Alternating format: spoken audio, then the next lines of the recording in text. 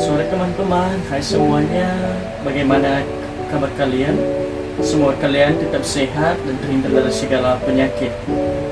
Perkenalkan, nama saya Fauna Atul Harifa dari Universitas Nias, NIM 212124031. Di sini saya akan menjelaskan tentang analisis wacana kontekstual. Analisis wacana, disiplin ilmu yang mempelajari wacana disebut dengan analisis wacana.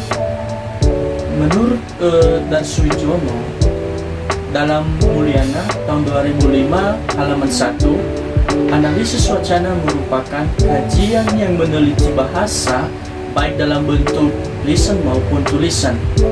Kajian wacana berkaitan dengan pemahaman tentang tindakan manusia yang dilakukan dengan bahasa verbal dan bukan bahasa atau non-verbal. Hal ini menunjukkan teman-teman bahwa untuk memahami wacana dengan baik dan tepat diperlukan pengetahuan kebahasaan dan bukan pengetahuan yang umum.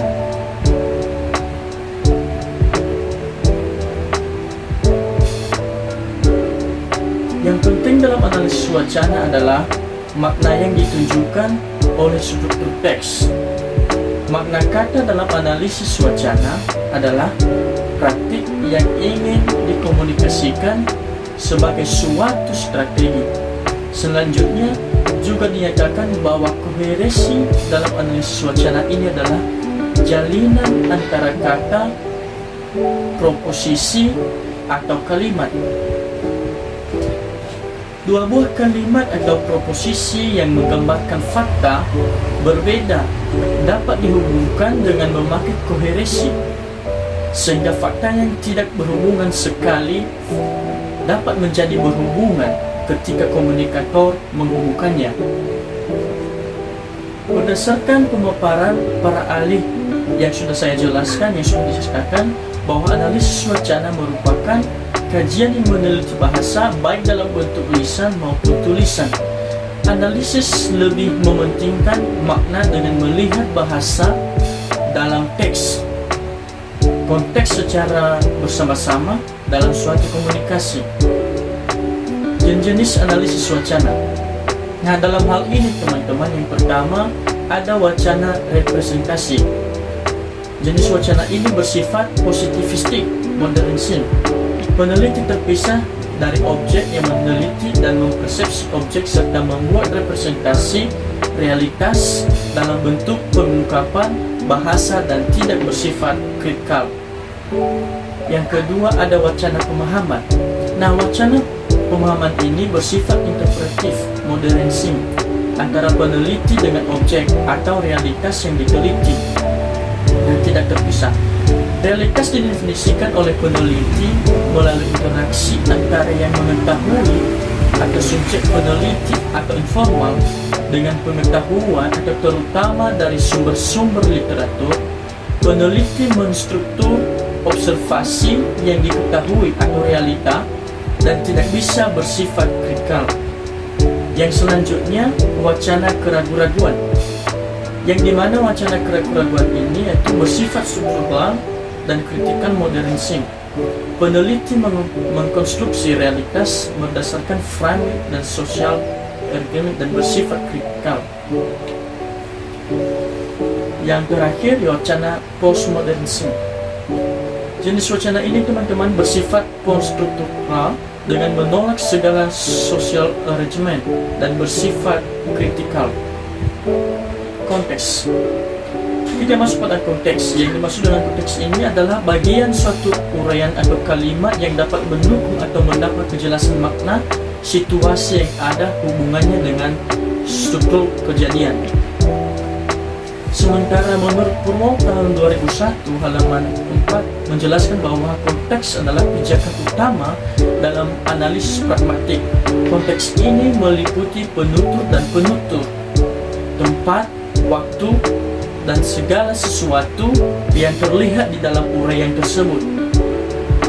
Kemudian menurut Preston dalam Supardo tahun 2000 halaman 46 menyatakan bahwa konteks sebagai seluruh informasi yang berada di sekitar pemakai bahasa, termasuk pemakai bahasa yang ada di sekitarnya.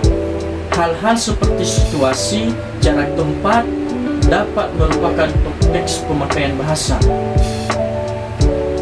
Dan juga menurut Supero tahun 2000 halaman 46 membagi konteks menjadi konteks bahasa atau linguistik dan konteks di luar bahasa atau non-linguistik.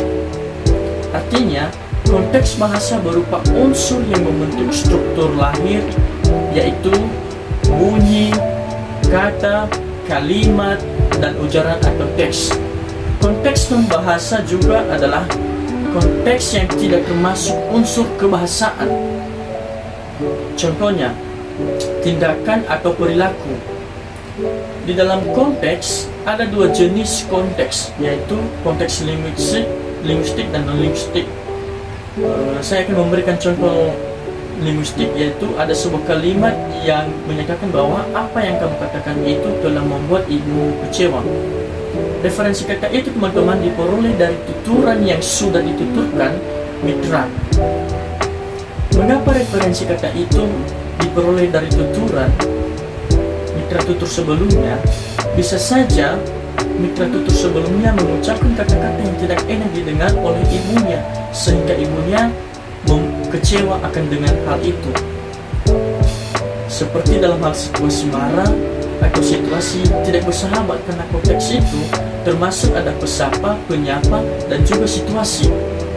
Nah, konteks non-linguistik dibagi menjadi 4 jenis, yang dimana 4 jenis itu yaitu konteks fisik, ada psikologis, ada sosial, dan pengetahuan bersama.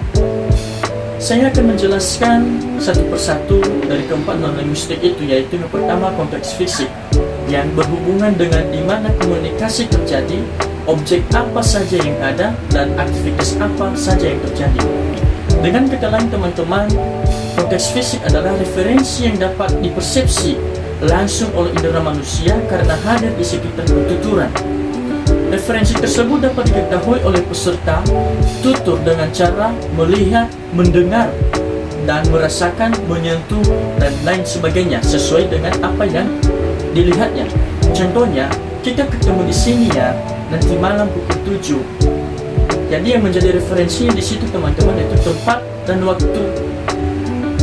Kemudian konteks psikologis. Konteks psikologis ini teman-teman berkaitan dengan kondisi perasaan peserta tutur pada saat tuturan digunakan dalam komunikasi, yang dimana perasaan bahagia, senang, marah, kecewa, sedih akan berpengaruh pada tuturan yang dituturkan.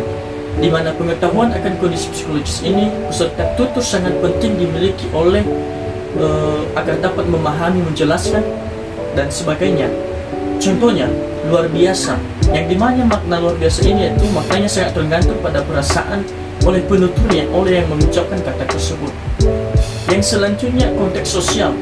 Konteks sosial ini berkaitan dengan atribut-atribut sosial peserta tutur dan setting atau aturan pertuturan formalitas, yang dimana hasil dari pemahaman akan konteks sosial adalah penggunaan register yang sesuai pemakaian ataupun pilihan-pilihan bahasa yang dapat digunakan berdasarkan pemakaiannya di masyarakat. Contohnya, dalam memilih bahasa khas menurut vertikal dan non-verbal, atau juga horizontal atau keakraban peserta tutur serta formalitas yang terdiri atas dua hal, yang dimana siapa yang berbicara, siapa yang diajak berbicara, dan siapa pelaku yang melakukan aktivitas tersebut. Dan yang terakhir itu formalitas yang berkaitan dengan tata cara, pertimbangan tempat, dan peristiwa tempat, dan serta penuturan yang terdapat perbedaan antara tuturan, perbedaan di tempat ibadah, di tempat di pasar, atau saat mengukur di pantai. Contohnya, yang pertama, apakah Bapak berkenaan hadir dalam acara pertunangan kami? Itu termasuk ke dalam sopan atau formal. Atau yang kedua juga, bisa nggak lu datang? Itu termasuk kata tidak sopan atau tidak akrab. Dan yang terakhir teman-teman, yaitu konteks pengetahuan bersama atau yang menjadi konteks pointer bersama ini yaitu yang sebenarnya menjadi inti dari konteks dalam pragmatik, di mana konteks ini diperoleh melalui pengalaman yang kemudian tersimpan dalam pemikiran. Contoh, Bapak, ini jam berapa? Lalu ibu menjawab, anak-anak sudah tidur.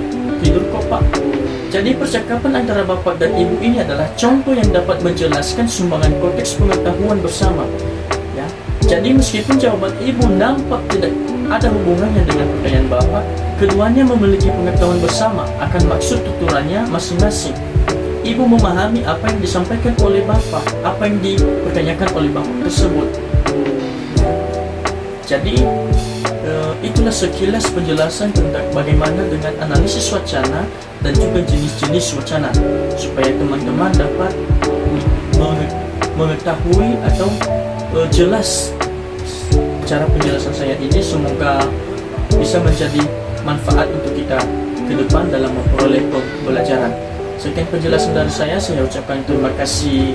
Yahoo.